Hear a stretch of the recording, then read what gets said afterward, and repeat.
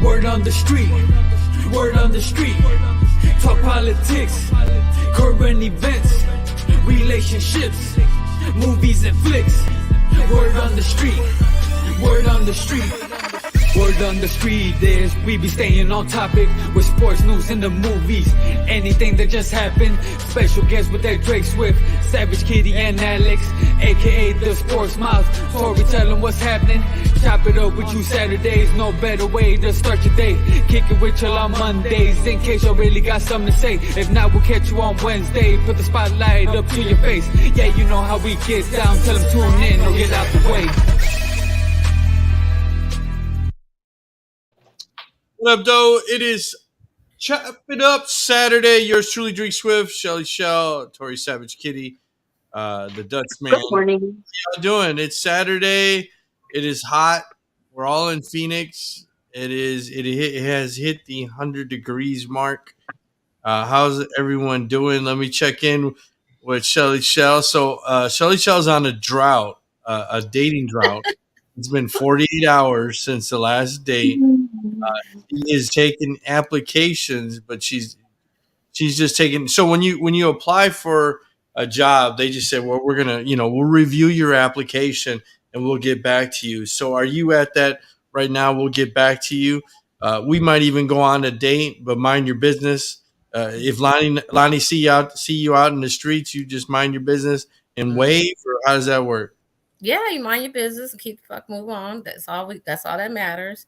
Mm-hmm. And but you know what I do like? I like when they have their resume prepared and ready to go. They're ready interviewed. Like let's make this happen. So you went on a date, and we'll call him Kissy Poo. Kissy Poo had his whole resume ready for you. He did. Yeah. He did.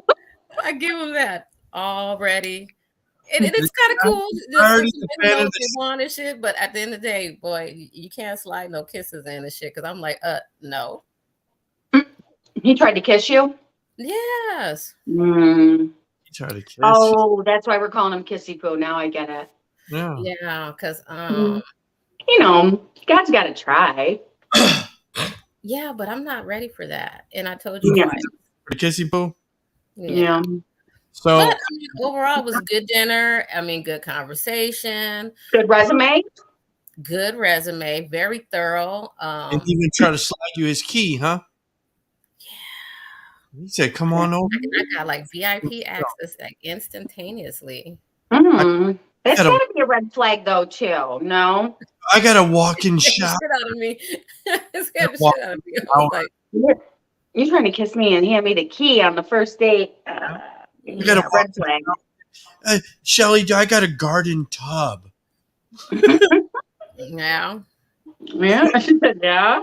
Great. Okay. That's nice. Go wash some of the dirtbag off. You go on a date with the second candidate, and we'll call him Mr. Pretty. Mm-hmm. I heard every 30 seconds he was like, "Oh, you so pretty, you so beautiful, you so pretty, you so beautiful." Mm-hmm. Yeah. Wow, you're so pretty.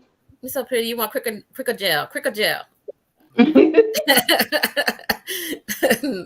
Yeah, but then I finally he started talking about some stuff I like to talk about, and it kind of changed the way of the conversation, but it was a little overbearing. I was like, okay, thank you for the compliments, but can we talk about something else? Right. Mm. Yeah. Mm. So overall, I got a question. So overall, on a scale of 1 to 10, what did you rate Kissy Poo, and what did you rate Mr. Pretty? The date. I would say they're probably like about a 6. Okay. Both? Yeah, both. Honestly, because even though the other one was like, you're so pretty, but at the end of the day, the conversation was legit. It was like on some level shit I like to talk about, and I was like, okay. At least you can have an intellectual conversation versus, you're so pretty. You turned it around. Yeah, so he regained himself then. That's fair. That's fair. So you were going to go on a third date, and was that with Mr. Pretty or was that with Kissy Poo? Or is this a third candidate? No, Kissy Poo. It was Kissy Poo. But some stuff came up with my daughter's because we're finalizing her wedding, and man, money came in, and so I had to literally just go get cashier checks and stop dropping money off. It was so I had to cancel. Mm. Yeah. Did Kissy Poo get a rain check or no? Mm-hmm. Okay. All right. So what's going on with you, the Dutchman? The Dutchman. What's going on? Did you go see Top Gun last night? That's what someone told me. You went to see Top Gun and you had your goose shirt on. Is that true? Are you there? Can you hear me? I don't think he can hear me. Earth to Dutch. Yeah, you can't hear Earth you. to the Dutchman. Hear you. Okay. I can't hear you, dude. I don't know what's going on. So Top Gun came out last night, and I wanted to see it. My sister told me it was amazing. Can you hear me, Dutch? Mm-mm. Yeah, it's got to go in and come back out. I heard it was amazing, but I wanted to see it. Yeah, I heard it was amazing too. Mm-hmm. I caught some reviews on TV, and they're what's that show? Not the View, but the one that comes on before that. The Sherry lady. Oh yeah. You I'm talking about mm-hmm. black lady. I can't remember her name. Mm-hmm. Sherry something. She gave a review and she said it was like incredible. It makes you remember why you originally loved Tom Cruise, and it was just really, really, really good. And she tried not to give too many spoilers, but she said she laughed, she cried, she everything, and it was definitely a must see. And it was not something you want to watch at home. You have to go to the theater to see it to get the full effect. So I thought her review was really good. Right. So I'm excited. Are you there now? Can you hear me? Sherry Shepherd, is that her name? You can hear me? You can hear me? Oh, can you talk? Because I can't hear you. Are you there? Yeah, this is the first I've been able to hear. Okay, because I can't. Yeah, you're really low. So I heard you went to see Top Gun last night. Someone told me you had your goose shirt on. Is that true? No, man, no. You're not a Tom Cruise fan? I thought you were a Tom Cruise fan. Not ever since I learned he was a Scientologist, I could give a shit about. Oh, yeah. There's some weird shit with that. Did you guys ever what's her name? Because I know what was the show that that girl was on? Huh? Leah Remini. Yeah. Did you guys that Leah Remini Scientology? I heard it was pretty good. I fell down that rabbit hole. It was good. Really? Yeah. There was some whoa, mind-blowing fuck shit happening on her show. If you haven't seen it, look it up. I must be attracted to Italian women. Honestly, I can't believe she made it out alive after that. Like, I'm surprised they're not still coming for her. That's how insane it was, and she exposed them. And if you watched it, then you know. But if you didn't, she during her filming, she was being followed. There was cars sitting outside of places she was giving interviews, like unmarked. It was scary. I was scared for her, but she held her own, and she put it out there. But I wouldn't doubt they come back for retaliation years later. She was wild, the stuff she told. Yeah, but then she also dug a little bit deeper into other faiths and stuff, and it kind of exposed them and showed a lot of individuals that were traumatized and were, where they were not able to come back into their community. So it was really well-rounded show. Yeah, for real. I just got goosebumps thinking about it. I watched. Are you a Star Wars fan? Yeah. Are you a Star Wars fan? Yeah, you can say that. I am. No, you can't. Yeah, you can say that. Okay, so I watched Obi-Wan last night. It was a premiere. It was 2 episodes. Obi-Wan Kenobi. I thought it was really good. It was on Disney Plus. It was okay. There was a lot of critics who were bashing it. It was okay. I thought it was all right. You know, if you haven't seen it, they're trying to fill in all these movies, all these gaps. If you remember, New Hope, which is the first movie that they released from Lucasfilms, which was the number 4. So I know if you're not a Star Wars fan and you're not a geek, you don't understand it because they released episode 4, and you always thought it was the first Star Wars, but it was actually the 4th Star Wars, which was New Hope. And then this is once the children were born, Luke and Leia. There is basically about a 20-year hiatus from Revenge of the Sith to New Hope, which are those first 3 films were released 20 years later, or whatever, 30 years later, whatever the case may be. So this is the fill-in gap from Revenge of the Sith to New Hope. In Leia and Luke are probably about, I don't know, 8 or 10 years old. I think 10 years old. I think it said 10 years. Mm-hmm. So they're about 10 years old. And the Empire is hunting down the rest of the Jedi that kind of survived from Revenge of the Sith. And they're hunting down, and Obi-Wan is, of course, secluded. So they haven't revealed Yoda yet, and they showed Darth Vader or whatever.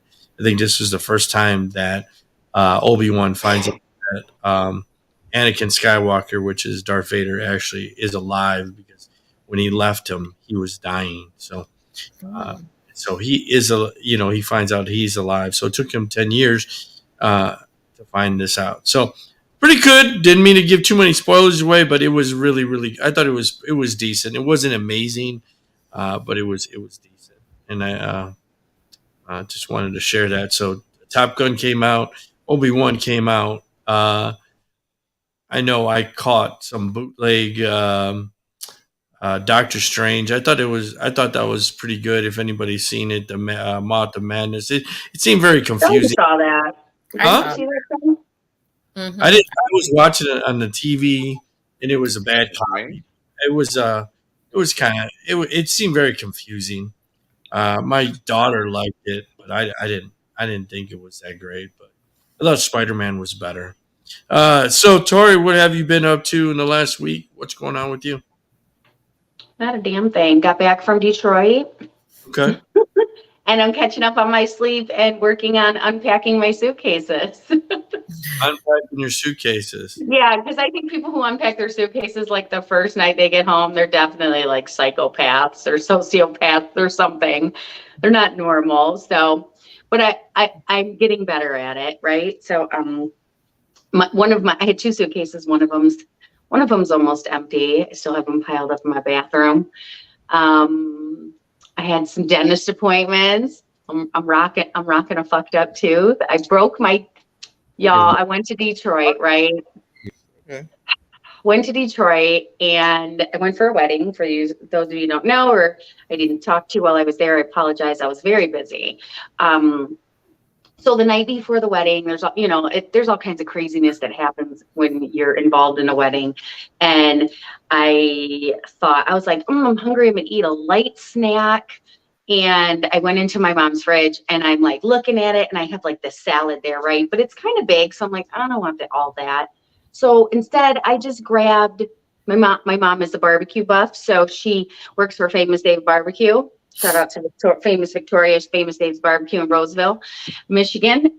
So I grabbed a little piece of rib tip. I was like, that looks good. I'll just bite into that. There's a hidden bone in it. Snapped my fucking tooth in half. At that moment, I knew I should have just ate the damn salad. So I've been dealing with that. And yeah, that's about it. Laying low back here in the heat here in Phoenix. It's like 100 and a million degrees here. It's like Satan's balls here, so it's a little hot and sweaty. But I like it. I like it hot and sweaty. So I like balls, so it's cool. Cool. So Yeah. I So know it's an exciting week. I know you were having some problems with your audio, Dutch. What I know it's been a couple of weeks. What have you been up to? What have you done? Have you did some gliding? What have you done? Just been practicing gliding, man. Living in the world of ketamine. Learning about the fungal network and psilocybin and the medicinal benefits of the fungal network. And pretty much just learning how to fly and collecting more Foo Fighter shit. Hanging out. When you say medicinal benefits of the fungal network, are we talking about shrooms? Yes. Yay. So I have a friend that's that microdoses, and I want to do it. She said that she's like about 65, almost 70, and she said that she's been taking tiny doses. Her son started her doing microdose, and she said she's never felt better. Her anxiety has gone away. She said her concentration. She's a very high strung, even though she's like 65, 70. She's like that 70-year-old lady that literally fucking makes you look like shit on the mountain because she's like running past you. She's that lady, right? Mm. Super high energy, runs every day, swims every day, tennis. Like, you're like, man, lady, you're putting us all young people to shame, right? So right. She said that she does it because she needs to burn energy because she's like ADHD. And she said, so she's been microdosing. She's literally been able to chill, relax a little bit. She's not so high strung. She's not so anxious. Her mind isn't racing as much. And I suffer from that very, very much so. So after listening to her speak upon it, I'm interested. It's pretty fascinating. A lot of benefits. Yeah. Does it make my penis grow? Will it make my penis grow? A mushroom tip for a mushroom tip. Okay, whatever. I guess you gotta take the good with the bad, all right? Hasn't worked for me yet. Okay, cool. Good to know. Because you know I'm not gonna grow a penis or a third nipple. Whoa, that'd be funny. Nipples are fun. I mean, that would be nice though. I could suck them both, but whatever. Mm-hmm. Look, he's like, Suck them both. So, after I get my tooth fixed, then I'll suck them both. Right. So I'm not fucking around until that happens. So, I know that we have gone from COVID to Ukraine to more massive shootings. So more news is coming out about the Texas shooting. Did the cops fuck up? Did they not go in time? They were scared for their lives, blah, blah, blah. Shelly, so what do you think? Did they fuck up? Because it's coming out that they fucked up. They waited an hour. They were hearing the kids cry and scream. Yeah, I really think they did fuck up because I think, to be honest with you, the chief that was in charge, I think he was just scared and didn't know how to respond. Is it a small town? There's only a possibility. In small towns, things don't happen like that per se. They have other crazy shit that happens, but I think he just mentally, it caught him off guard. Well, he said he was scared for his life. Yeah, but you signed up to be a police officer to protect and serve. That's your job, protect and serve. Yep, absolutely. It's just like signing up for the military. You know what I mean? You know what it's all entailing, and that's why a lot of our soldiers come back with PTSD because they're there to protect and serve their country. And so I really think that he wasn't mentally prepared for this whole situation.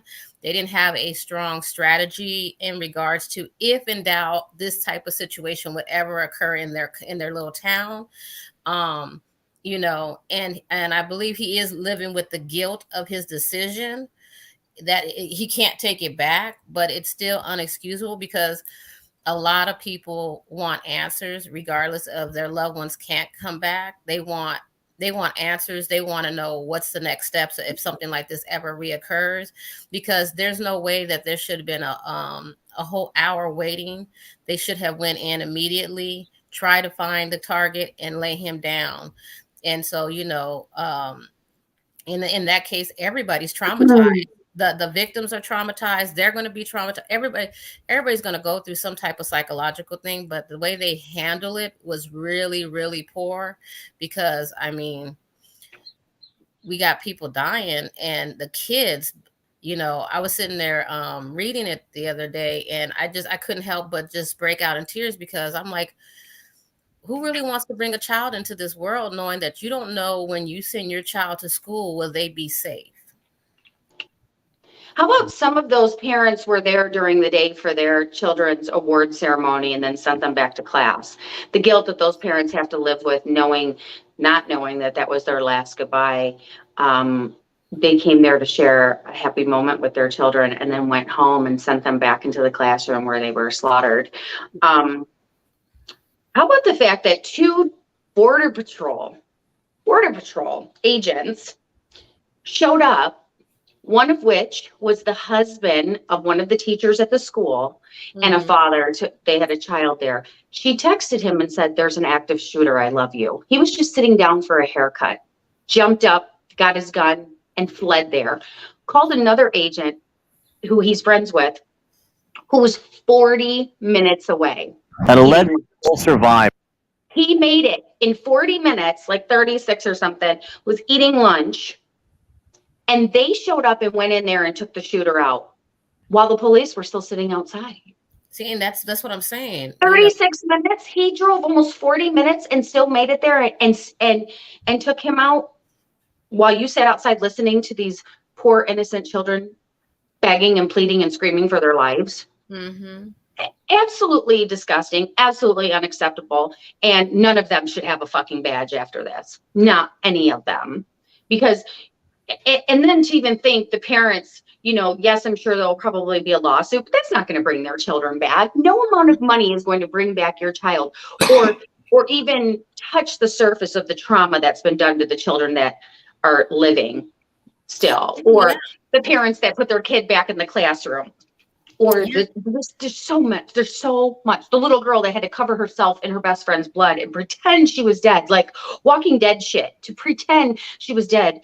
How about the little girl who, how about the police officer that went in and said, now, everybody was okay, and the little girl of 11-year-old Mia, I need help, and the shooter shot her. In the 4th grade classroom. Mia wants the world to know what she saw, what she lived through, but Mia is so scared of men right now because of what happened that she only feels comfortable speaking with women. She also did not want to go on camera. She did agree to speak with my partner, CNN producer Nora News. Nora, you were in with Mia and her mother. I want to make clear her mother was there the whole time. What did she tell you? So 11-year-old Mia Serio was in that 4th grade classroom that we've heard so much about with Miss Garcia and Miss Morales. She said they were watching Lilo and Stitch because it was the end of the school year. They had finished their lessons. And she said one of her teachers got an email that there was a shooter in the building and went to the door, and he was right there. And they made eye contact. The shooter made eye contact with the teacher. And then he shot out the window in the door. And then Mia says it just happened also fast. He backed the teacher into the classroom.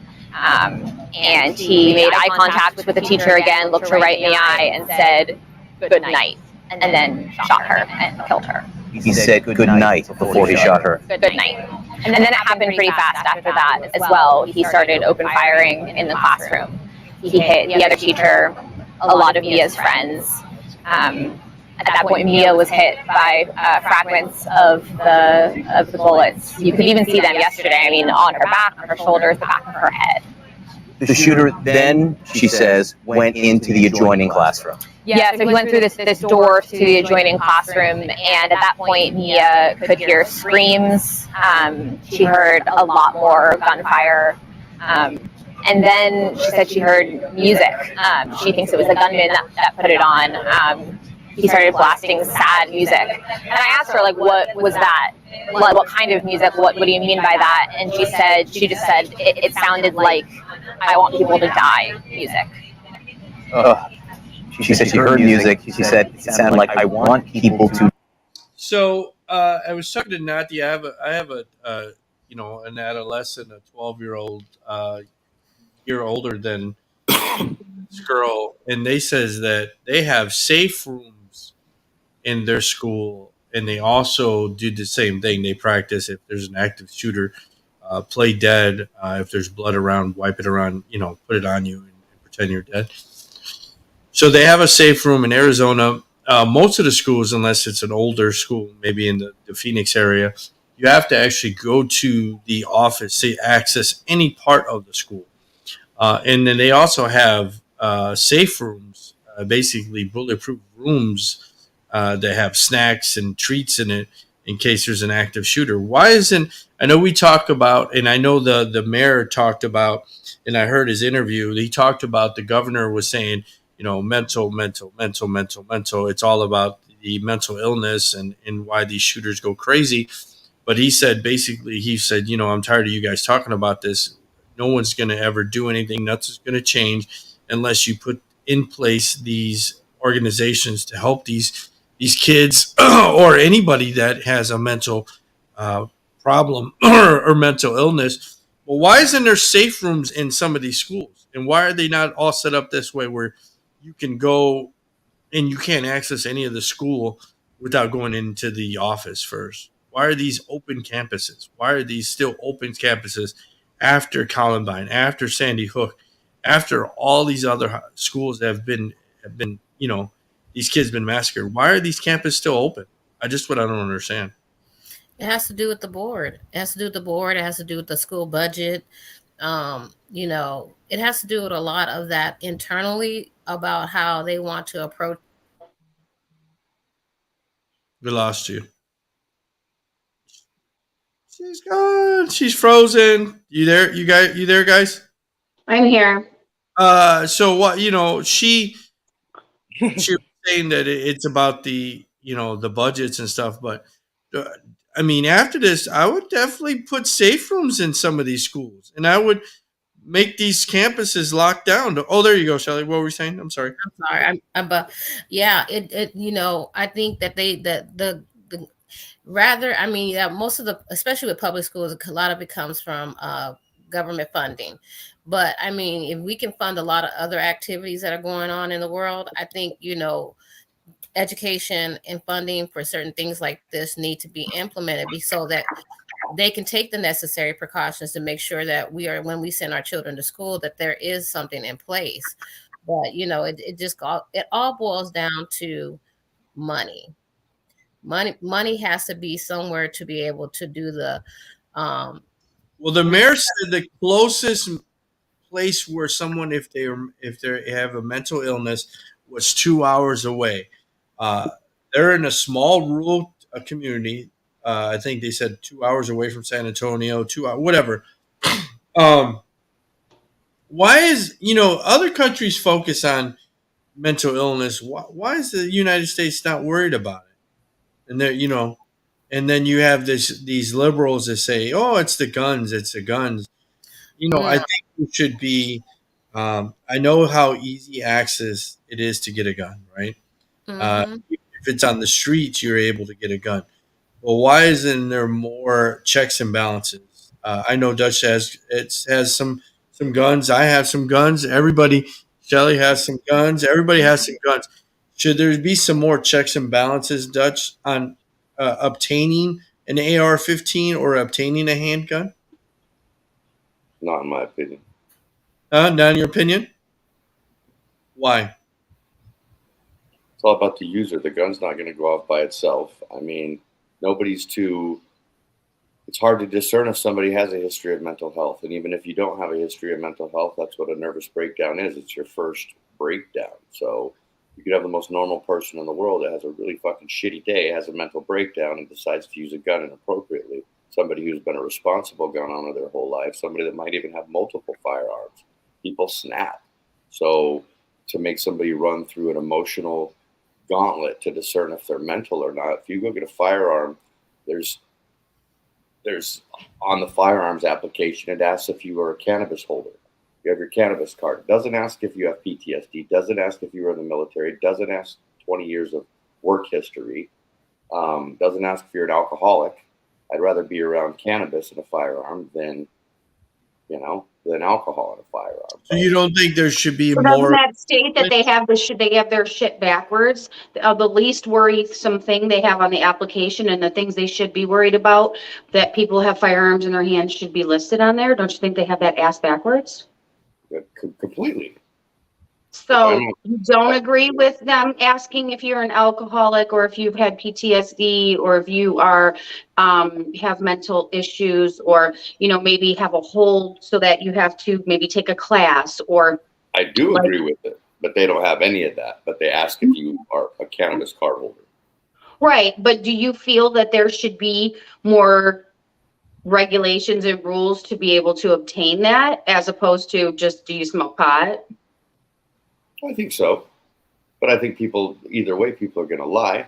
I mean, they ask if you're a felon, do you have any, criminal charges, stuff like that. But then there's no, maybe there should be an ancillary form that maybe you should go to a psychiatrist or a psychologist before. How about go to the doctor and get a doctor's note saying that you don't have any mental history? I mean, you look at, and I'm going to use the abortion topic just to compare because it's something that people are so strong about right now. And they want women to jump through hoops to have an abortion regardless of what the situation is or if it has to do with health or whatever the reasoning is, right? They just automatically say, it's because you don't want a baby. It has nothing to do with maybe circumstantial things that are happening. But literally you have to have a certain amount of hold, 48 hour, 72 hour, you got to get a doctor's note, you got to get an evaluation, you got to watch a video, you got to walk people past, you got to go to one abortion clinic that's in the whole area, right? To get it. You got to walk past people holding signs, calling you a murderer. You got to watch a video about what happens when you have an abortion so why shouldn't these people who are trying to get firearms that are kind of unnecessary in the public, right? Because who the fuck needs an AR in the public? If you're not like a professional, I feel like there has to be levels to this. I don't think that boy, because he's a fucking boy, he was 18 and clearly not an adult or responsible adult, should have never had access to that much power. He should have never had access to that gun. Do you think the age should change? I know you only have to be 18 to. But you got to be 21 to smoke cigarettes. Ass fucking backwards. So do you think you should be 25? Why not? Why not? But see, I mean, like even in my profession, saying take guns away. That's not what I'm saying. I'm not saying take guns away. I'm saying that there has to be some kind of regulation on certain weapons that are not. They're not needed in the general public, let alone, in adolescent hands. And I know that this is going to be the argument with a lot of people. Well, criminals don't follow laws either. Well, you can still make it a lot harder because if it gets in the hand of a responsible adult, most likely that responsible person is going to have their shit locked up. If they're going to be on guard, they're not going to let it get into a hand of somebody who is, not legal to have it. They're going to have more concern about the ramifications if this goes into somebody's hands who's not responsible. I'm not saying don't let responsible people have it, but I think there should be a little bit more than just walk into fucking Dick's Sporting Goods and get a gun. Okay, so I heard this argument yesterday about like an AR, AK, whatever the case may be, right? Mm-hmm. They said deers don't wear bulletproof vests. Why do people need AR-15s, like you were saying, in public? But I don't think that's the problem. The problem. What'd you say, Dutch? I'm just as lethal with my 22 as I am with either of my ARs. If you look at the size of the round, they're not that much bigger. One's a 223 and one's a 22. But how many people can that 22 kill compared to that semi-automatic that's just unloading on children? My 22's semi-automatic, and so is my 223. I'm just saying they're just as lethal, and you have a 7 Win Mag, you have a 30-06, you have a 308. So if people are legitimately so okay, many more rounds that are a lot larger, but than AR-15, which is small on the spectrum of rifles or assault rifles, very, very small. Okay, here's my question. It just gets the bad rap. If you're legitimate, then why would you be scared to go through a lengthy process? Anybody who's legitimate or who is responsible or who is mentally okay or who should be allowed, why would they be scared to go through a lengthy process? They should want to keep them separated from the fuck people, right? The shit people. Well, I don't think it's the 40-year-old man. I mean, you gotta fucking be licensed to drive a damn car. Why don't you have to be licensed to have fucking guns? No, I don't think somebody that's our age is scared to go through a lengthy process. I don't think so. It's the 18-year-old. It's the kid in Minnesota that went down the street with the AR-15. Those are the people that want to hurry up. Here's another thing. I know we say trying to make earlier was I heard a conversation about the AR-15 or the 47. It's not that the deer has a bulletproof vest and you want an AR-15, right? When you're hunting with the deer, with the AR-15 or a rifle. It's about men oh, my neighbor's got an AR-15. I want an AR-15. It's because I was just about to say that. Misogynistic power. Yeah, listen, women are stressed the fuck out, right? And name one woman that went and shot up a school. Name one woman that went and shot up a grocery store. Name one woman that went and shot up fucking anything. If my neighbor has an AR-15, I'm like, I want an AR-15. And then you have the people, well, guess what? If the government ever goes to shit, or if zombies come alive, I want an AR-15. So it's more about a want. And I think when I went to go buy my AR-15, it's not that I needed it. It's because I wanted it. Right. But I mean, even like in my line of business, in our shelters, we can't take SOs, sex offenders. They're registered. So if we can bypass HIPAA and would allow individuals who are having some type of level of mental illness are registered and be able to pull their name up, it's no different. Because I know when I got my gun, I had to get a background check. That is a HIPAA violation, isn't it? It is. But if the government could and I mean, not that they would go in instance about their background, but it would state specifically what their diagnosis was. Flag would pop up. Just a quick flag. Yeah, like bipolar, schizoaffective. Well, I'd also want to know if somebody was on lithium. I mean, Paxil, Prozac, Lexapro, no big deal. If somebody's on lithium or benztropine, I'd be exactly. Like, no. So I mean, if we have to have sex offenders register, because you know what I mean, so they're not able to go into certain environments. I think also dealing with mental illness, that they should be registered as well, where certain organizations or companies can actually look and say, okay, you know what, you might be not a good candidate for having a gun, because you know what. You don't, your mental capacity is not up to par. But I think if you want to appeal it, you go to these doctors here, you go in front of this judge, whatever. I mean, just like an abortion, you got to go in front of a fucking judge if they don't allow you, right? You got to go get a doctor. You got to. If those people have a red flag on them, or they see they're on lithium, or they've sex offender, or they've whatever it is that just pops up a red flag. Listen, your history is not my business, but you can take this appeal to them if you really want to get one. So if you're on an antidepressant pill, you should you should be just like a registered sex offender and say you're not able to get a no, certain levels, certain antidepressants, no. Because even with somebody like Dutch said, no. Even with somebody who's on antidepressants, we're not worried about when they're down. We're worried about when they're manic. Because when they're down, they're processing, they're thinking, they're strategizing how they want to either end their life or do something that is not in the best decision for them. But when they become manic, that's when they put into action all the shit they've been sitting there meditating and processing for that period of time. So it regardless of the fact, it's not going to be a win-win situation, and we don't want to take anybody's guns rights around. But at the same time, we need to find out, are you really capable of being responsible to manage a firearm?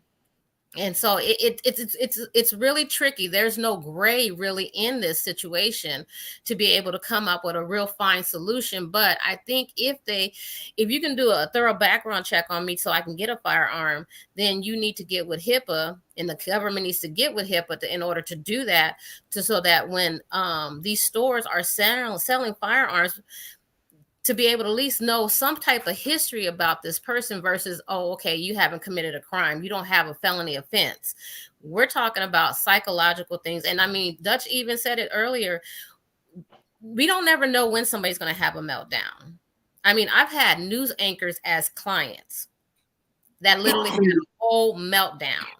You know, I mean, I'm from upper education to no education type of situation. We just never know, because everybody has that breaking point. But what can we do to make sure somebody's mental capacity is able to be responsible? Because guns aren't bad. Guns don't kill people. And just like Dutch said, people kill people, not guns. But exactly, we have to have some accountability at whose hands we're putting guns in. Right.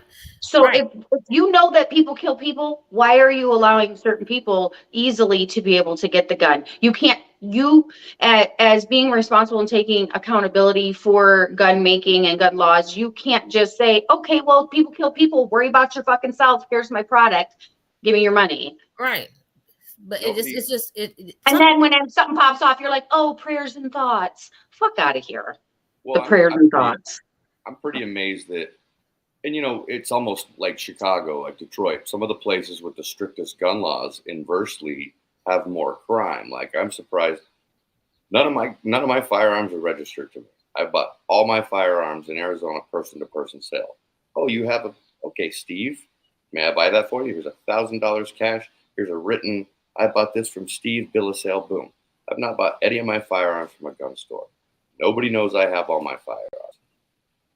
Oh, and so I'm not saying that's responsible. I'm saying that there's an unsurmountable amount of people in Arizona that nobody knows that they're packing heat on a day-to-day basis. You're allowed to concealed carry in Arizona, so I don't have to go get a concealed carry permit. Anybody can be packing heat.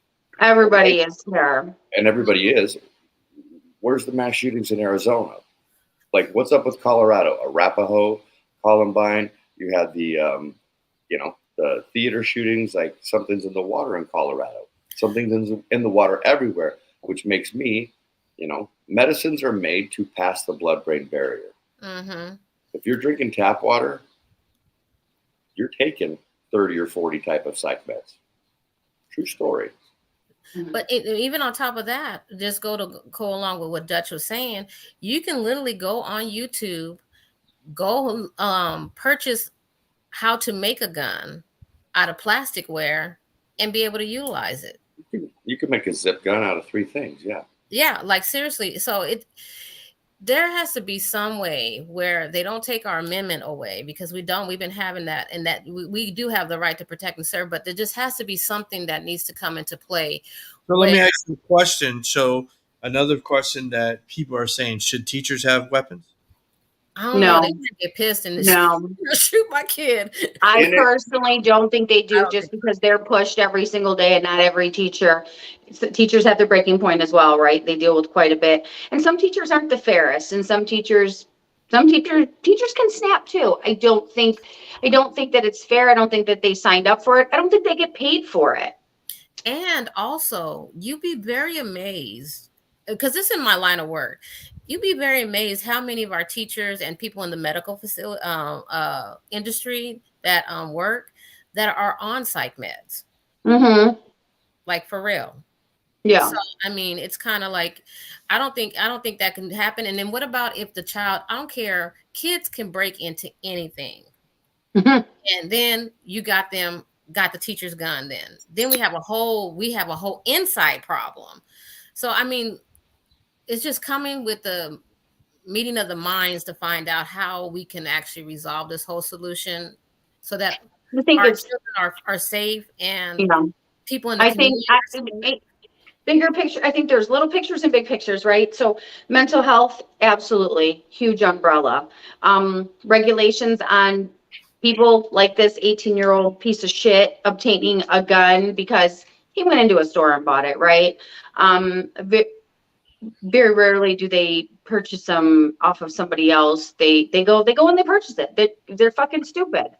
They leave a trail, and people fucking don't pay attention to them until it's too late. So between the mental health issue and doing more extensive background, but then short term, as for our children, because let's face it, if he can't shoot up a school, he's going to shoot up a grocery store, and if he can't shoot up a grocery store, he's going to go to the mall, and then he's going to go to, they're going to pick somewhere, a concert, a club, you name it, they'll find somewhere to go. But as for protecting our kids, no doors should be open. You should not be able to get into any schools. The classroom doors should be always locked, maybe bulletproof glass on those, and safe rooms. I don't think any measure is too much when it comes to saving innocent lives. And we're just going to continue to talk about it, send thoughts and prayers, and move on. It's time. It's time to make a change. And all this money being put into sending to other people in other countries, fucking protect the children here. I think that's what they're saying. But I mean, he's tired of money going somewhere else. Let's put this money back into the schools. Let's make it exactly. Fucking armed guard outside that's trained, not some piece of shit that doesn't know how to fucking enter a school with a shooter. Most of Arizona schools that I've seen have school resource officers, and I've always kind of rolled my eyes at it and been like, "Why do you need a police officer to school every day?" But I mean, it's a way of life now. Well, no, even when, so like when I was in 8th grade was the last year that they did not have police officers. When I went to high school, all the schools started getting police officers to be attended. When I went to high school, we had 3 of them. We had a police officer, and we had 3 security guards, and we had a metal detector. We had Herman. Yeah. But see, I had Hank and Linda. On his golf cart. If a daycare can have you give an access code to get into the building to get your child, it needs to be something implemented like that in the schools as well. Absolutely. Because daycares do it. If you don't have that access code, or you're not somebody registered on that list before they open that door, they're not opening it for you. Each child should have a different access code instead of one just solid one. Each child should have one. And if the parent doesn't know it, then guess what? They got to call the intercom, and then somebody's got to come and check them out. Mm-hmm. So here's another story that was pretty sad that happened in that town. The husband of Irma Garcia, a teacher who was killed in the school shooting reported, died after suffering a heart attack on Thursday. Ernie Zanua, News San Antonio, Texas, first reported that Garcia's husband, Joe, on Twitter. Joe Garcia, the husband of Irma Garcia, one of the 2 teachers that were killed in the Texas shooting Tuesday, reportedly suffered a fatal heart attack after leaving flowers for his high school sweetheart. He died of a broken heart. Yeah. They were together for 24 years. She had been with the school for 23. They were high school sweethearts. They have 4 children. They both leave behind 4 kids. And the love of his life was brutally murdered. A woman who served those children as if they were her own and risked her life trying to save them. The grief was just too much to bear, and the poor man died of a broken heart. The 4 children, one is, I believe she had on her page, one is a Marine, the other just is in college, one is in 11th grade, and one is in 7th grade. There's a GoFundMe. I clicked on it. It's over $2 million right now for the children. It's very sad. It is. But it's a real thing. Dying of a broken heart is a real thing. To be honest with you, What'd you say? I didn't think that was possible, but Oh, why not? When you lose a child, the grief is so immense. There was times where I literally felt like my heart, I'm like, oh my God, my heart is going to stop. It physically, there's so much stress and anguish put on your heart. I absolutely believe that he died of a broken heart. Do you think that was they were one. They were soulmates. Mm-hmm. Here's the governor talking about the school shooting, and this is, like I said, this is where the police officers are coming under attack. Children, which goes against the way they've been trained. Sure. Clearly stated. I'm going to be answering that. Did you know these facts, or were you trying to create a favorable narrative? No, I'm going to fully answer it because that's what he asked, and I told him I'm going to answer his question first. I think that's what people in this community are most interested about. Is there anybody here who has any question about the benefits that are being provided to anybody here who's suffered because of this crime? There are no hands going up. I think it's time that question goes. So let me answer your question. So your question. No, I remember it. Short answer, yes, I was misled. I am livid about what happened. I was on this very stage 2 days ago, and I was telling the public information that had been told to me in a room just a few yards behind where we're located right now. I wrote down hand notes in detail about what everybody in that room told me in sequential order about what happened. And when I came out here on this stage and told the public what happened, it was a recitation of what people in that room told me, whether it be law enforcement officials or non-law enforcement officials. Whatever. So whose fault is it that he was misled, the governor? The one who was feeding him the information. Was it the police officers that were giving him bad information? Yeah. Yeah. Who else would have? The children weren't speaking at that point. They were in shock. That's the only other people that were in that room. So both teachers were killed. So who else would have told him false information? Should it start at the governor level? Should it be the sheriff? The sheriff is a public official, so he is elected. So should he resign? Absolutely. I want to hear the 911 calls. Doesn't every child nowadays have every child has the little girl who covered herself in her friend's blood got a hold of the teacher's cell phone and called 911 from the teacher's phone. So none of the children had phones. I don't know. They were 10 years old, so maybe not.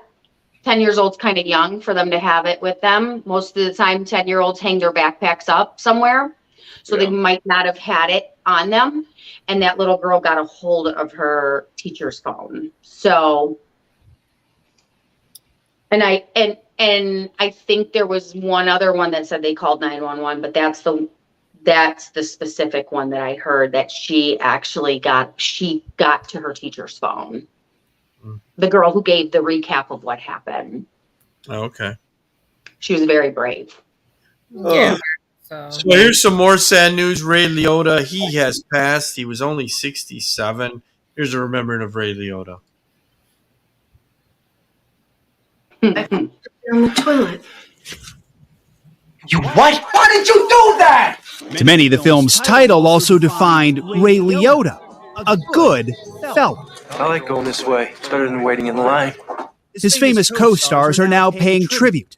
I was very saddened to learn of Ray's passing, says Robert De Niro. He is way too young to have left us. Lorraine Bracco writes, I am utterly shattered to hear this terrible news about my Ray, saying Liotta was the best part of making that movie. You're funny. I'm a clown, man. I make you laugh. And from Joe Pesci, a simple 8-word statement. God is a good fella, and so is Ray. Some of the cast reunited in 2015, speaking with Craig. Why do you think this film has resonated with so many for so long? It's good. It's just a good movie. Liotta was adopted as an infant and raised in New Jersey. Told him I would, but, I wasn't going to do it. His acting career began with a 3-year stint on the soap opera Another World. You better ask yourself if you really want her. He jumped to the big screen in 1986, earning a Golden Globe nomination for his performance in Something Wild. Oh, Charlie, you are something. You are something. A few years later, he filled the cleats of Shoeless Joe Jackson in Field of Dreams. I just love this game. Then, in the role of gangster Henry Hill in Martin Scorsese's Goodfellas. What do you do? I'm in construction. A life-changing role, though he didn't quite realize it at the time. would like bigger and better things because of it, but I'm not holding my breath. Yet those piercing blue eyes became a fixture in movies and TV shows, including a guest appearance on ER, which won Liotta an Emmy. No. Look, no. I have a lot of things that I have to do. A few years ago, he teamed up with Jennifer Lopez in the NBC drama Shades of Blue. It's always been your worst quality. While promoting it, he would swing by today. Ray plays Lieutenant Matt Wozniak, who heads it. Wozniak. We don't want to upset him.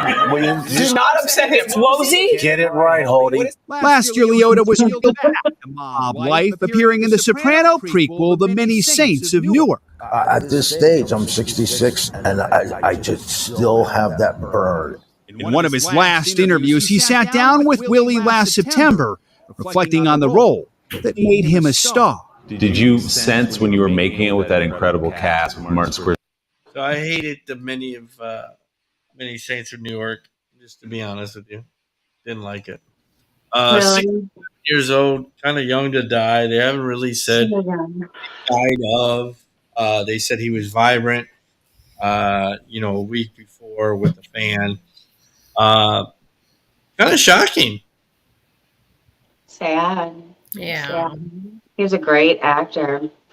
When I talk to somebody and say, what's your favorite movie? Most when you talk to somebody, they always say, oh, Goodfellas. Why does that movie, they just said, why does that movie resonate so well? And it's been over 20 years. Why does that movie resonate so well with somebody? Like you said, because it's fucking good. Yeah, and the chemistry of everybody was on point. So, I mean, they played their role real well. So it's kind of like something that you can, always keep on watching type of situation. So because it was based off of real characters, even though it wasn't the real names, but except Henry Hill. But yeah, Henry Hill was, yeah. It was based off of real characters, and it was a real story. Absolutely. I mean, he was explosive playing Henry Hill, and you believed everything he did. Like he nailed it. He brought the character, of the real person just alive. So it doesn't matter how many times you watch it. I mean, I don't know many lines from movies. I don't really retain them, but I can that one. And it's just something about like Shelley said, the chemistry in that movie and all the cast. It's a timeless film. So it's sad that he passed so young, because he was an amazing talent, and just his facial expressions. How do you forget the laugh he does? The crazy big mouth laugh. He does it so perfectly. It's clutch. So do you think he played that character very well? I mean, Henry Hill in real life was a mess. Yeah, he played it very well.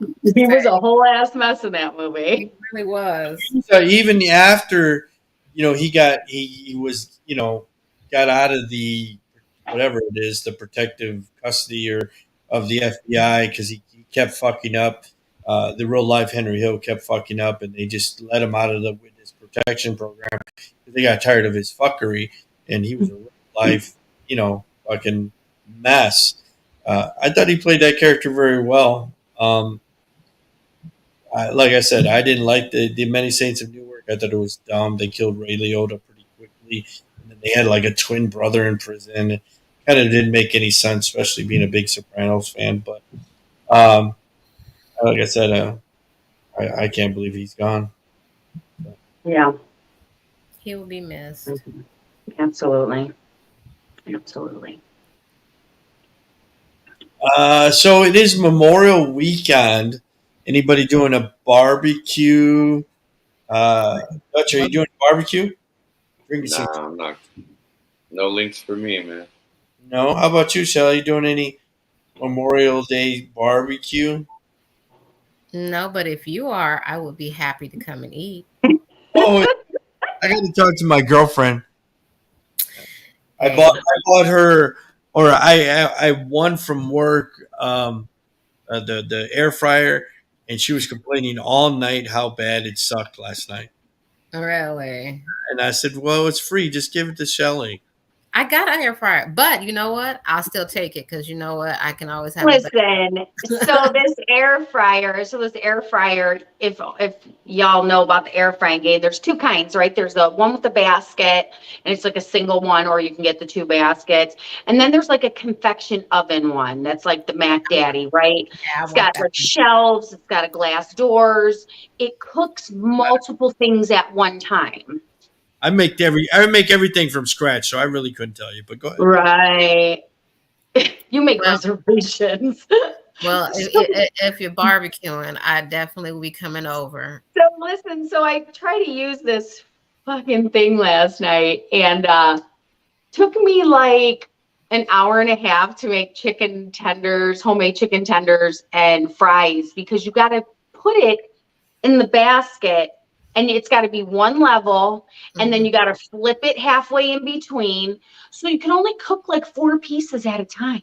And then you got 4 pieces at 9 minutes, flip it, another 4 pieces at 9 minutes, take it out, another 4 pieces, then the fries, I'm like, this is fucking dumb. We could have already ate a half hour ago, 40 minutes ago. The air fryer with the basket is good for 2 things: snacks, and if you're single. Because anything else other than that, if you're cooking for more than 1-2 people, something light, it's really not time consuming. It's like It's like my Foreman grill. Yeah. Yeah. Exactly. When I moved in, she was like, "What is this?" And I was like, "That's a Foreman grill." She's like, you don't need that anymore. You have me. I was like, oh, okay. Yeah, it's like that. So needless to say, the stuff was good, right? It was good, but fuck, I wasn't hungry by the time I was finished cooking it. Well, I'm gonna tell you, if you ever eat the pizza rolls or the little bagel bite pizzas, phenomenal in the air fryer. Phenomenal. Yeah, I like the convection oven one. This one's good for snacks and stuff, but I want the convection oven one. I want the one that you could make like a roast in and cook the vegetables on the side, and like that's what I want. So yeah, you got an air fryer? This one's not for like real cooks. No, okay, it's not for real cooks. No, it's not for real cooks. It's for people who just want to make chicken tenders for their kids real quick, some frozen shit. Like, here you go. Here's lunch. Here, you just make this. Or like, yeah, it's like for fucking onion rings. It's not. Or you know that total bachelor shit. You're making salmon for one, totally good in the air fryer. Okay, but for one though, who the fuck makes 1 piece of salmon? Somebody who don't eat a lot. Well, you're one person, right? You're not like, I don't know. It's just weird to me. See, when I cook salmon, I cook several pieces because I like to have leftovers. Maybe I'll have it for lunch tomorrow. I'm like food prep cooker, right? So I have I don't know. I like leftovers. I don't want to cook every fucking day. 1 piece. This yeah, out here wasting my fucking life. Hours I can't get back. And I got no counter space now. With all these fucking dumbass gadgets that are, no, yeah, it's totally like if you want onion rings or something. Honoring the fallen soldiers, and here's this is a commercial. Probably played. It's honoring all the veterans all over. Here it is. If I can get to it.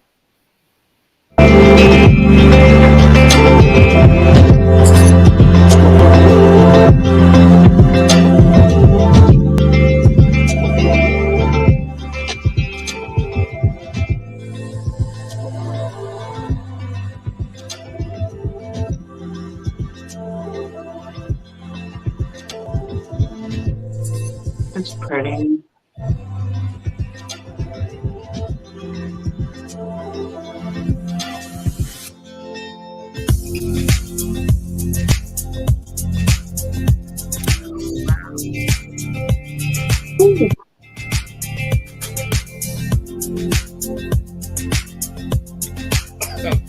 All the different memorials all over across the U.S.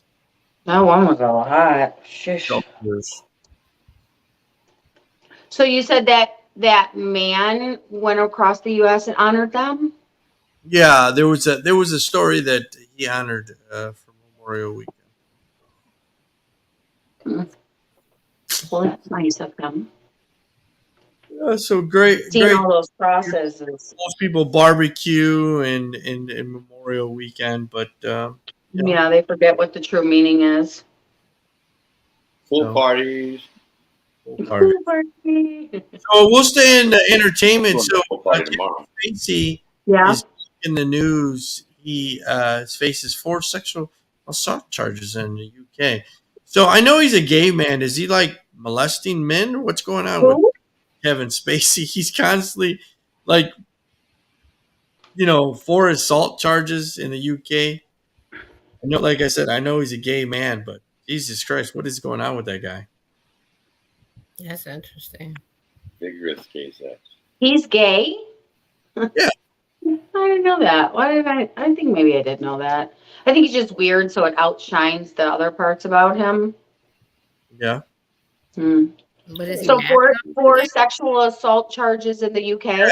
He lost what show did he lose? He lost a big show a couple years ago because he's constantly in the news of being accused of I remember that. sexually assaulting men and stuff. Didn't he have some pedo shit happen? Yeah, I think so, but with some, with boys. men. Yeah. Yeah, he totally gives pedophile vibes. Originally, was sexually assaulted by Kevin Spacey twice in London in March 2005 and then 2006. He's got more charges in 2013.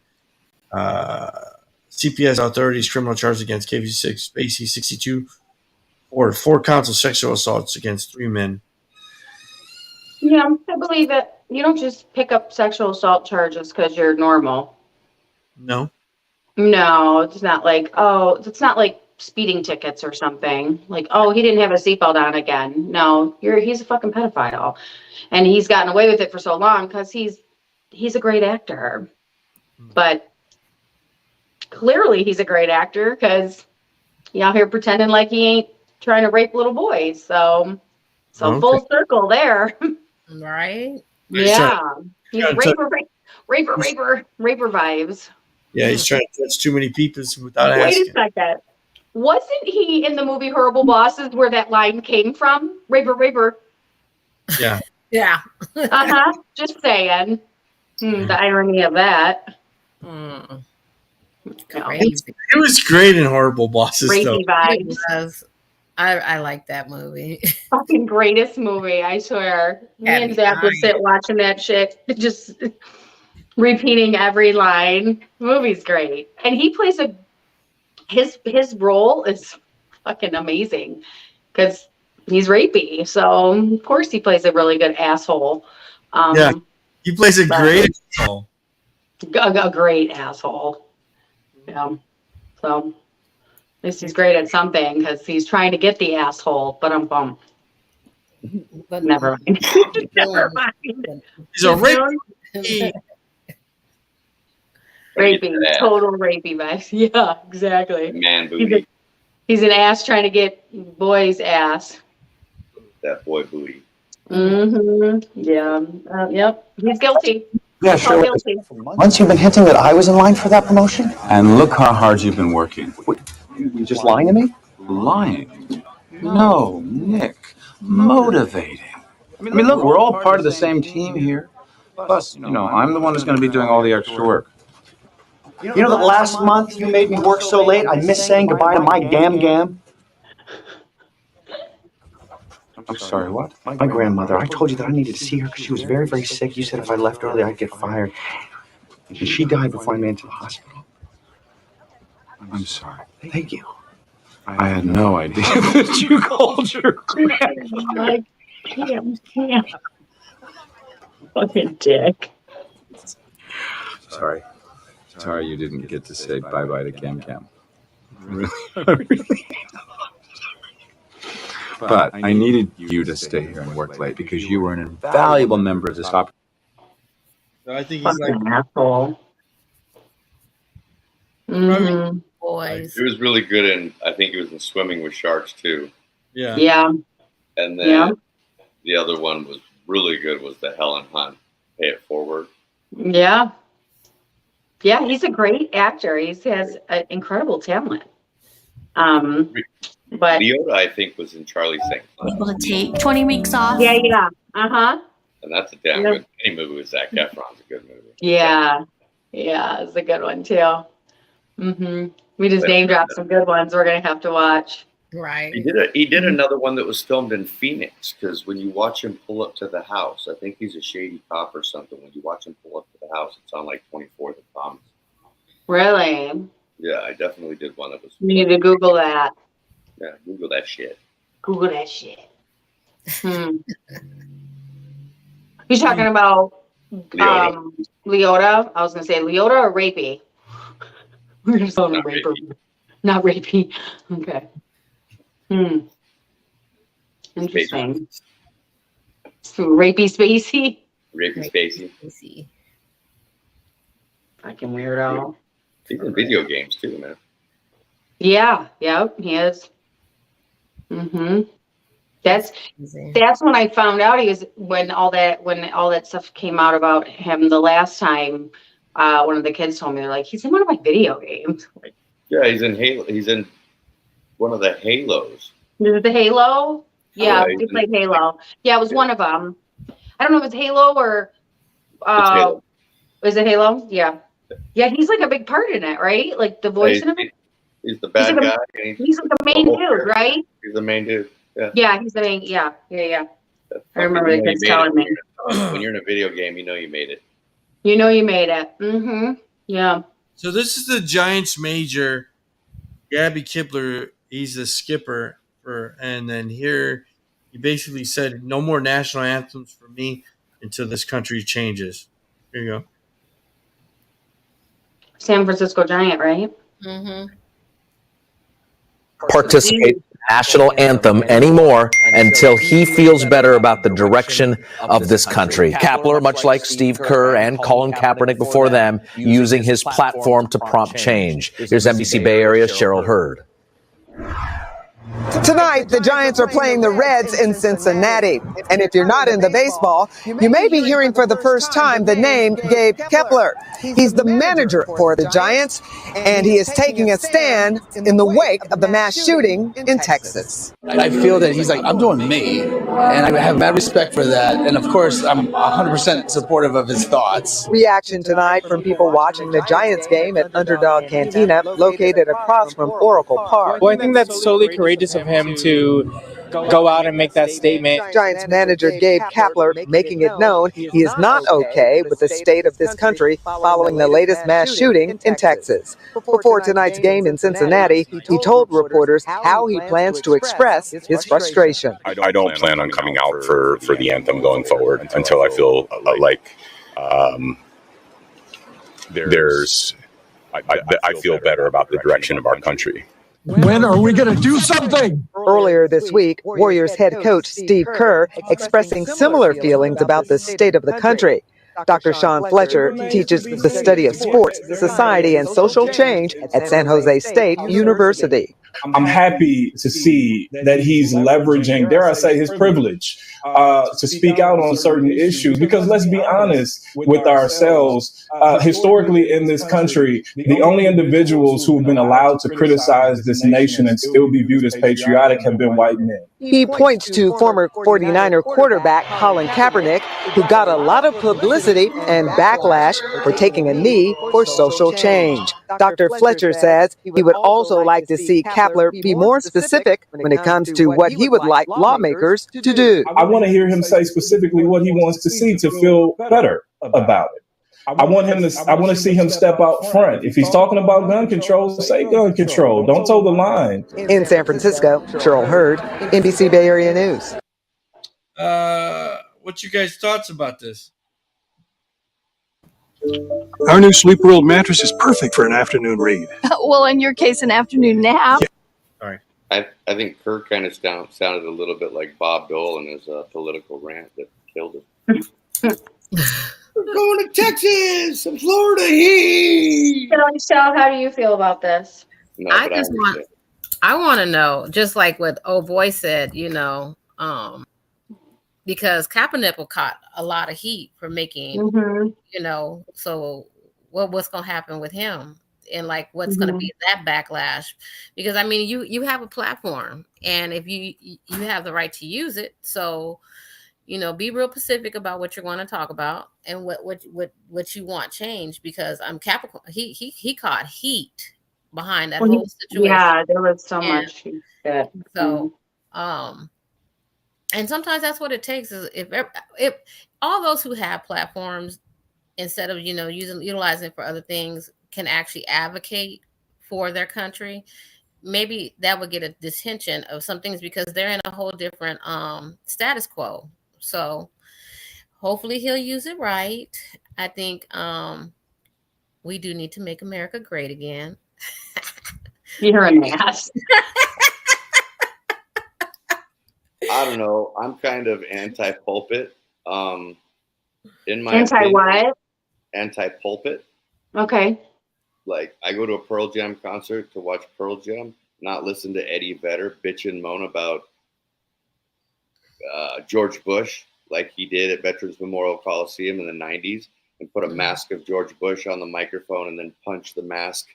I don't particularly want to go to a Chicks concert, formerly the Dixie Chicks concert, but if I did, I would want to listen to music. I don't care what you have to say, just because it actually irritates me more. If you're a basketball coach, fucking coach basketball. If you're a football player, play fucking football. Like, I respect it, but I mean, I don't know. To kind of piggyback on what you just said, I think he did it in a good way. I've read the article. He wrote this: the day 19 children and 2 teachers were murdered, we held a moment of silence at a sporting event around the country, and then we played the national anthem and we went on with our lives like nothing happened. We didn't stop to reflect on whether we are actually free and brave after this horrific event. We just stood at attention. He said his father taught him a lesson early on in life. So he says, when I was the same age as the children in Uvalde, my father taught me to stand for the Pledge of Allegiance. And when I believed my country was representing its people well, or to protest and stay seated when it wasn't. I don't believe it's representing us well right now. So he says Who's this? This is the coach of the this is the San Francisco Giants. So he then goes on to say, so he didn't, when this happened, he didn't walk off, right? Like you said, you don't want to see it, you don't want to hear this. They gave the moment of silence and they kept on moving. But he did say, my brain was not well with it. It stopped. It said stop and drop to a knee, and my body didn't listen. He wrote, I wanted to walk back inside, but I instantly froze and I felt like a coward. I didn't want to call attention to myself because I know people came here to watch a baseball game. I didn't want to take away from the victims or their families, though. This was a baseball game, a rock band, the lights, the pageantry. I knew that thousands of people were using this game to escape the horrors, like many do, of the world just for a little bit. And so I didn't want to make it about me. So that's why he decided, after going back, that he's not okay with it and that he's not going to come out now. So I think in that sense, 2 things. Like you said, there's people that don't want to deal, they came there for a game, right? Maybe it's because they don't give a fuck, or maybe it's because they want to take their minds off of the things that happen. I think him not coming out for it after the fact, I think is okay. It's not really in my face or your face, as you said, somebody who doesn't want to hear it, but I think that he's still making a point. So I think him not dropping down to a knee instantly, I think that would have taken away from it, and all the focus with media would have been on him. And I think he did it tastefully. Is that a way to say it? I think he did it tastefully, even though protesting something that's wrong immediately, like Kaepernick did. I'm not saying it was distastefully, but it did put a lot of attention on him and take away from the actual reason why he was doing it. Well, and the blurb, like there was shock value with it. And the blurb you read was well articulated. Like, yes. If he just blurbed a couple sentences, well, got your shit. Yeah. Much No, different. he really articulated why he chose and all the emotions that he went through. I actually, because I bartend for them at the stadium, I actually got to meet him. He is a really nice guy. The whole San Francisco Giants team is very, very nice organization. Everybody is very accommodating the players. You know, they come up to the staff, hey, how are you? Can I get a Gatorade? They're like slap you 5 at practice and stuff. So to see him stand up for like that and already met him before, I was like, dude, that's a stand-up dude right there. Like he really gives a fuck. So, I'm glad that he's using his platform and not making it about him or letting his actions be, overshadow the situation. So I think it was done tastefully. That's my rant. I gotta tell you, I agree with Dutch. I'm a true athlete. When you say platform, I really don't think they have a platform. I think they're an athlete first, and I want them to play the fucking game. If they have political views, keep them to themselves. I don't want it. I don't go and pay $80 a ticket to hear your political views. This country's fucked up, and you making a statement really is not going to make a difference. It starts with our politicians. It starts with people that we vote for. That's where it starts. This country was so down the drain 100 years ago. So you Kaepernick taking a knee, whatever, this coach, manager, don't come out of the national anthem. Yeah, it's not going to make a difference. Now, the guy said it's because he's white. Maybe it'll make a difference. And is he towing the line because he's not saying, what do you want? You know what I mean? I don't know. I definitely think if he's going to do all that, he needs to follow it up with more action. I don't think just not coming out is going to make a difference. Run for senator? What I found out that was really, really cool is, I don't know if it's 3 or 5 years, but I assume that the NBA and the NFL and the National Baseball League would be contiguous in this, but it's either 3 or 5 years. But I know that all the NFL athletes have to start a nonprofit organization within, I believe, 3 years. So every one of them, if they're going to stay in, it's either 3 or 5 years. I was talking to a gentleman when the Super Bowl was prepping here the last time. He was saying, everybody, Fitzgerald, everybody has to. So anti-bullying, anti-this, anti-that. So children's hospitals, whatever. Yeah. If that's contiguous across the board, then I can see a lot of those people choosing their 501c3 to be geared towards more strict gun laws, and that might be the avenue. Yeah, or helping the victims or something of that sense. I pay $80. The children, the parents. If I pay $80 to go fucking have a hot dog and beer, I don't really care about Give them for your $80 hot dog, okay? Some people are out here trying to make a difference. They try to do this social justice bullshit in Canada with the NHL, and you know what the commissioner said? I don't want it. You guys play the fucking game. I don't want to hear none of this bullshit. Just play the fucking game. What he said. Play the game. I don't want none of this knee shit. None of that. I don't want it. You guys are paid to be fucking athletes, and that's it. You guys want to go run for fucking congressman? Go fucking run for a congressman. Get out of the fucking game. Just saying. It's not going to change. And especially this guy not coming out to the national anthem. He's not going to do anything. So, and fucking Steve Kerr having a bitch fit at the press conference because they went into the NBA finals. Is he going to do anything? No. It makes people reflect. It makes people think, and hopefully that promotes, initiation for change. Oh, that happened with Kaepernick. Yeah. He got banned from every fucking football team.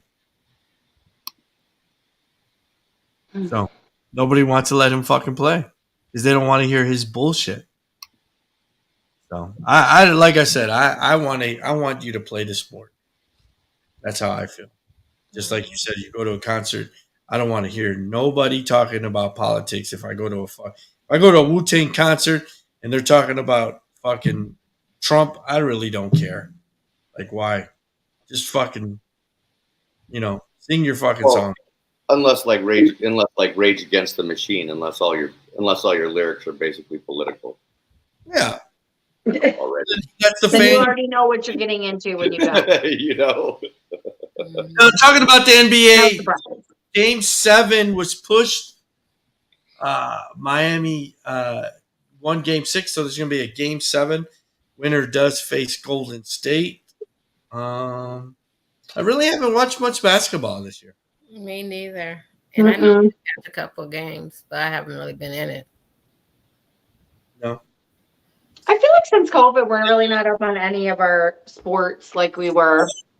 And then you got the NHL, the playoffs. They're in the second round, and I know nobody's really paid attention to that. Well, like, yeah, whatever. They're not. There's nobody taking a fucking knee.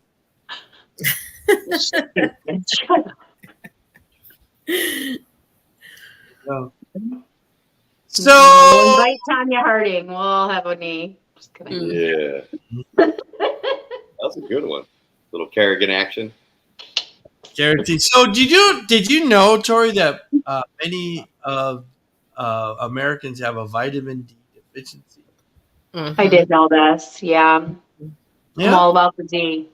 And believably, even though you get vitamin D from sunshine, people in Arizona and Florida and California seem to be more vitamin deficient than people. Because we run from the sun here. Weird.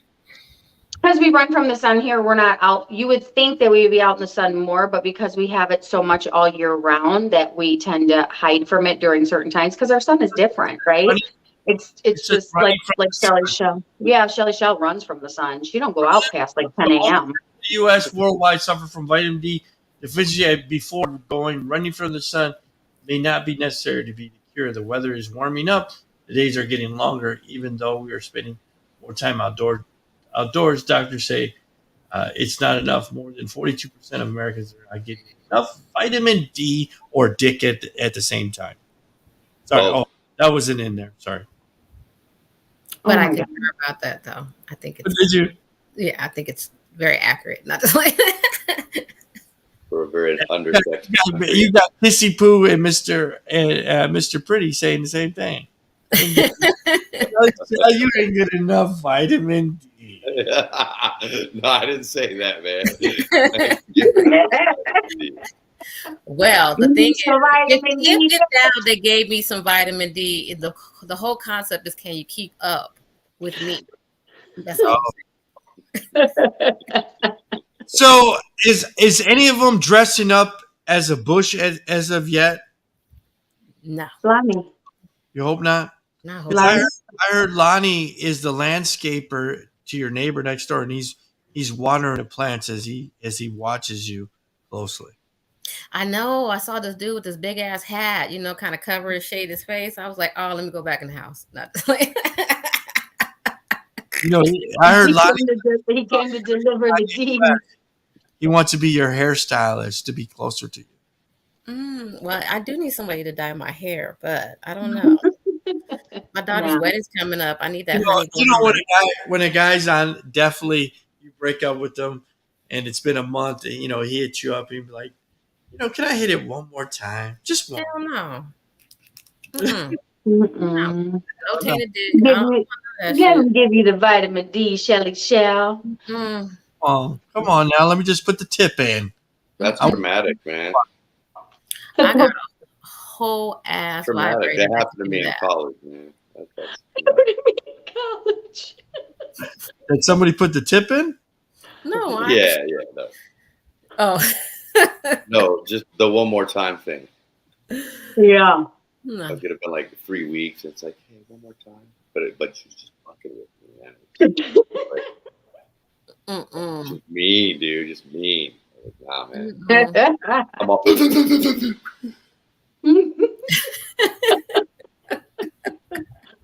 Oh, that's good. Tori don't like the one more time. I don't even fuck with the one more time. You're already blocked. You can't even get a hold of me. You don't know where I live, right? Because I don't let nobody pick me up on dates. So you don't know where I live. I've done blocked you on everything, but I mean, Amazon. You could try to reach me on Amazon or something. That's it. You're fucking blocked. I'm gonna give you a chance to call me.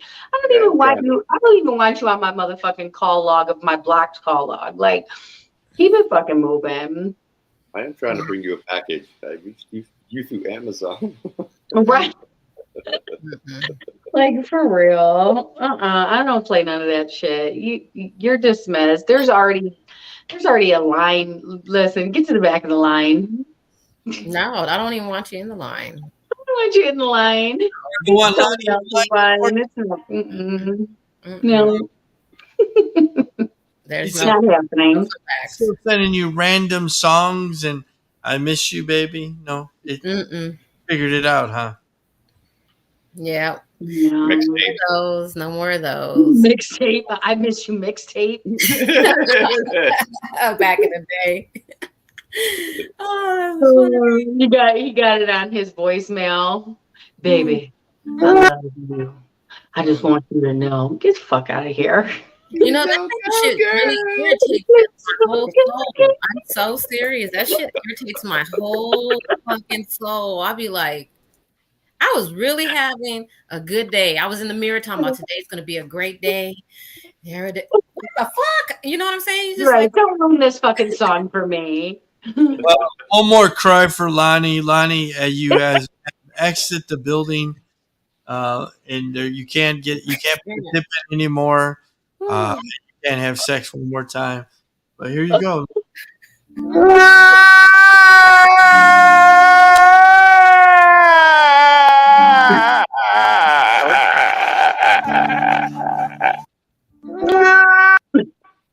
I can't. Go, girl. Lonnie, I'm sorry. She's got new stalkers. So you gotta get back to the. You can't even get in the line. And she said, You can't get in the line. She's Take got your vitamin D elsewhere. We good. Yeah, she's got Mr. Pretty and Kissy Poo. So sorry. But I am looking forward to seeing the Kissy Poo guy. Like, seriously, it was a cool little date though. To be honest with you, I was like, yeah, I would go on another date with Kissy his Poo. action figures. Huh? Did he want to show you his action figures? I bet you he did. They're not dolls. He wanted me to play with it too. Oh, there you go. Get a nice little, handshake. Kissy Poo. Yeah. So other than Kissy Poo and Mr. Pretty, are you still accepting applications? Yeah. Resumes? Retro Metro back ass. Retrograde. Mercury retrograde. Reverse cowboy. Popping up out of fucking woodworks. I promise you. I was like, yeah, that's how that happens.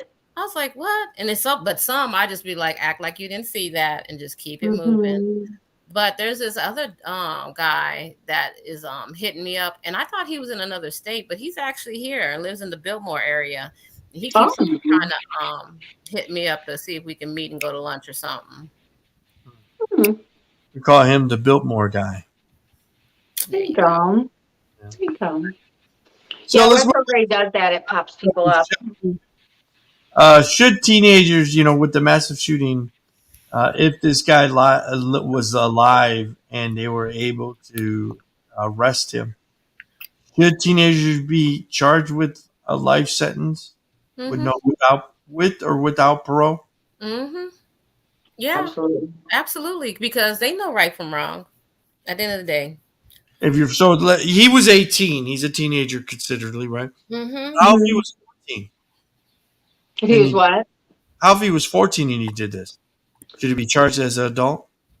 Yeah, because the thing about it is that without life parole. Yeah, I also think his parents should be charged too if he was 14. No, they just zap him, man. Well, you have the Oxford shooting in Michigan. He was a minor. The parents. Did the kid live? The kid's still alive. They shot him, right? And the kids bought him, or the parents bought the kid that gun. His parents are in jail, and they cannot get out of jail because they're being charged as well. Right. You As they should. Your minor a gun. That's not smart. You can barely get the fuckers to do their schoolwork. I mean, like, why would you buy them a gun? Well, right. You can't even clean his goddamn bedroom. Are you kidding me right now? Tori, ain't you friends with the neighbor that lived on the next block? They said they were a fuck show, right? Across the street. So my old neighbor in St. Clair Shores, she moved out to that way, Oxford. She was their neighbor, and she said that they, so I guess downtown Oxford has like a little like shop area, kind of like Royal Oak or Tempe, like downtown area, and like bars and stuff. And she said that they would leave him when he was like 6 years old to go to the bar, home alone, and go party, the parents. And it was like a known thing. And the neighbors, first let me say Oxford's very rural area. So it's like kind of country and it's being built up, right? Very rural country, white, predominantly white area. And so the parents, everybody kind of knows everybody. And the parents would go to the bar, and at 6 years old, she said that he would leave this boy home by himself, and he had a lot of issues in school. He was being neglected. He was lashing out for attention because he had two fucking alcoholic ass parents that wanted to be his friend and not actual fucking parents, and didn't give a shit about him. So he was always doing like weird things, bad things, getting in trouble, being left home to defend for himself for hours, like hours, not like I'm running to the store, I'll be right back type shit. Like, no, like they're hot drunk closing the bar and he's at home by himself. So crazy. Parents should be charged as well. Yeah. I mean, so it's just like, I don't know if you guys are familiar with the guilty insane plea here in Arizona. They literally, they put them in the state hospital. They have to, even though they'll rehabilitate them, but they have to, once they leave the state hospital and get to this certain level in the hospital, they'll put them in a group home, but they are totally like managed the whole time. But I mean, they're awarded the state. They're always awarded the state, and they are supervised. If they even think about leaving, police is called immediately. But I mean, seriously, they have to finish even though they have a guilty insane plea, it does not eliminate the cause and effect of their crime. So, it doesn't matter how you knew it was wrong to go in there and commit that act. So there's always a reward to our action, our choices. You either get a good reward or you get a negative one, and you have to deal with that consequence of what you did, regardless of what your age was. Because I mean, even though they may develop and even mature in the system, but you can't take back what you did. Right. So you become an advocate. You know what I mean? Try to change lives and other kids and try to give back for what you've fucking taken from people.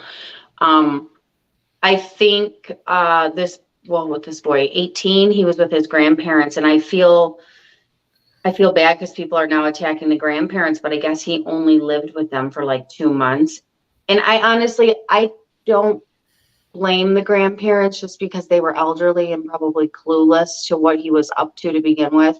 The grandfather looked completely distraught. He said, all I do is go to work and come home. I didn't even know.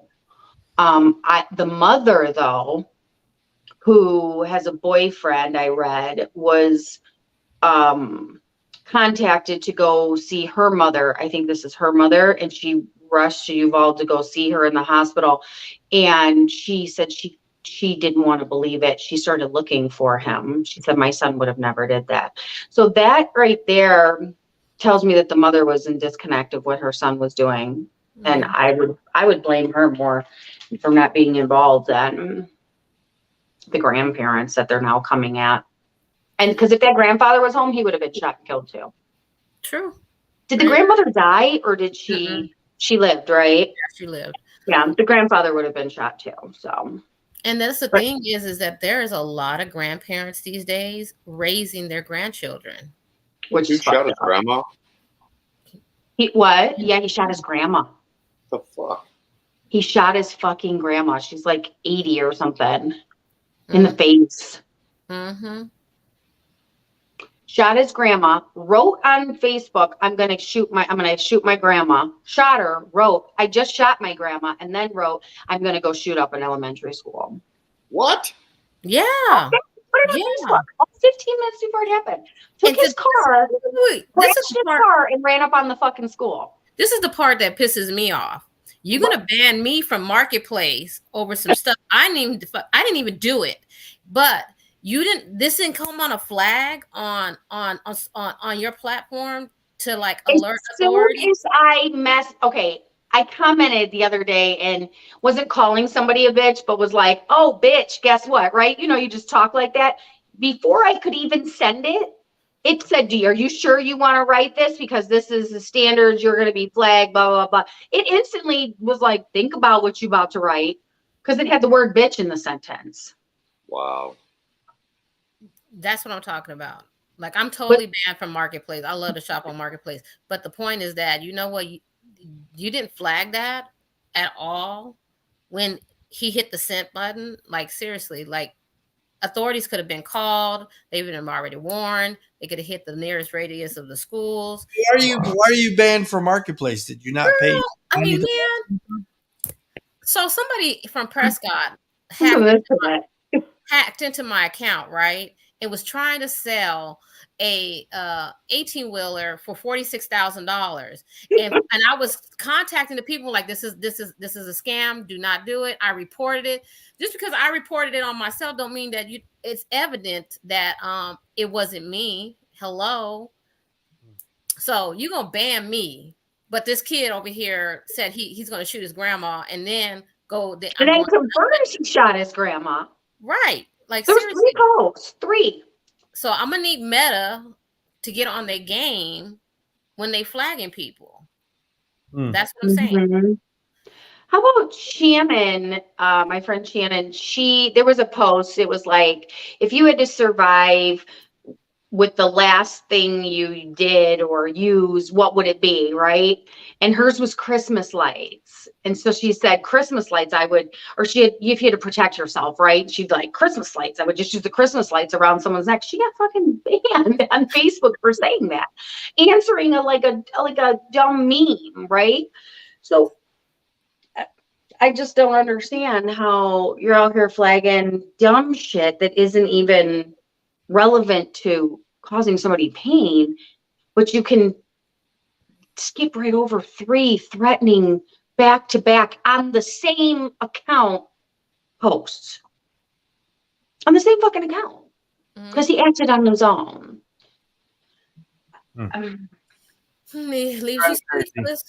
So the moral of the story: yes, teenagers should be charged with life sentence without parole. Adults, if they commit a crime. So that's pretty much all I got. I will be I will be taking off a month, so we will be back until July 2nd. So I will be back on July 2nd. So you guys have the next 30 days off. Great. I'm going to be relaxing. I got Comic-Con coming up in July. All excited about Comic-Con. I guess Comic-Con is here this weekend. My daughter said Comic-Con was, and it was like $60 a ticket. I'm like, I'm not going to that. She wanted. That was the reason why she bought that sword. I think Tori was asking me, why'd you get that sword? She wanted to go to Comic-Con. I just saw my mom had a comment. She said, I got flagged about a tongue on a shoe. What? That was probably have 7th graders flagging shit. I got flagged about a tongue from a shoe. That is crazy. Yeah. They got all shit fucked up. That's fucked up. Meta needs to get it, like Shelly says. But that's all I got. You can follow me everywhere at Drink Swift. Where can they follow you, Shelly? They can follow me at Shelvon17 on Instagram, Shelly Shell on Facebook, and Shelly is me on Snapchat. But I still am taking donations. Donation. No dick pics unless you're going to send me your bank account with the routing number or a picture of your current debit card, credit card. With the 3-digit code. Yeah, I need the CVC code and the zip code. And your zip code. very, very important. And your full name, so it doesn't get kicked back. Oh, and your address, just in case wherever I'm ordering from. Real thorough, but CH Refuge on my Cash App if you want to sprinkle me a little something. How about you, Dutch? Where can they find you? At Dutch Tadpole Instagram. Great. Shelly, here you go. Donations. You can follow me, Tori Rochelle, on Facebook, at All Beautiful Beast on Instagram, The Savage Kitty, CHEE Savage Kitty on Twitter, Tori Smooches on Snapchat, and Tori Rochelle 1111 on Cash App. Sprinkle me some, y'all. Donation. I thought it was a class. Don't be getting on Mr. Money. I whip your ass, man. Don't call you. You tall black motherfucker. Women up there. No chicken bones, please. No chicken bones and dick pics that have the financial accolades attached to them only. Thank you very much. Yes, very much so. So you guys take it easy. Make sure you guys are always washing your hands and washing that ass. Stay safe, y'all. There you go.